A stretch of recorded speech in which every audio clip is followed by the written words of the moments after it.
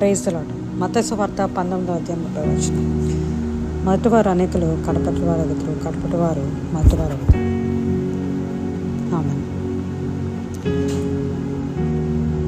యేసుప్రభు వారు ఈ వాక్యం చెప్పే ముందే ఒక గొప్ప ధనవంతుడు వచ్చి ఆయన అడుగుతాడు, ప్రభువా, మరి దేవుని రాజ్యంలోకి వెళ్ళాలంటే నేను ఏం చేయాలి అంటే, అప్పుడు యేసుప్రభు వారు చెప్తారు, నీకున్న సమస్తాన్ని అమ్మేసి అంతా పేదలకు ఇచ్చినప్పుడు నువ్వు దేవుని రాజ్యంలోకి వస్తావని చెప్తాడు. అంటే మరి ఈ లోకంలో ఉన్నప్పుడు ధనవంతులుగా ఉంటే అది తప్పేం కాదు, కానీ ధనవంతులుగా ఉండి దేవుని తెలుసుకోకపోవడం అనేది చాలా తప్పు. మరి దేవుణ్ణి ఎరగక ధనవంతులుగా ఉన్నాడు. ఆయన మంచి సుఖభోగాలు అనుభవించాడు. మరి ఆయన చూసినప్పుడల్లా ఒక గొప్ప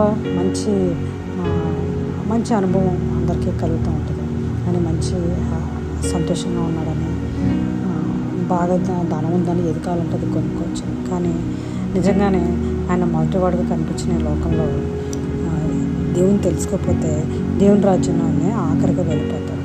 మరి పేదవాళ్ళు కానీ, ఏమీ తెలియని వాళ్ళు కానీ, యేసు ప్రభువుని అంగీకరించిన వాళ్ళు అనేక మంది ఉంటారు.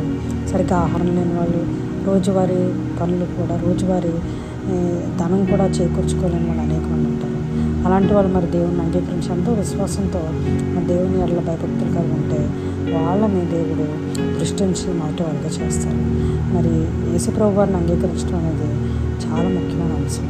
మరి మీరు రక్షణ పొందుకోవాలి, దేవుని రాజ్యంలో ఉండాలి అంటే ఆయన మీరు ముందుగా తెలుసుకోవాలి, ఆయన అంగీకరించాలి. ఆయన సొంత రక్షకులను అంగీకరించడమే కాదు, కానీ ఆయన మన కోసం చెప్పిన ప్రతి ఆజ్ఞను పాటించాలి, దాంట్లో మనం నడవాలి.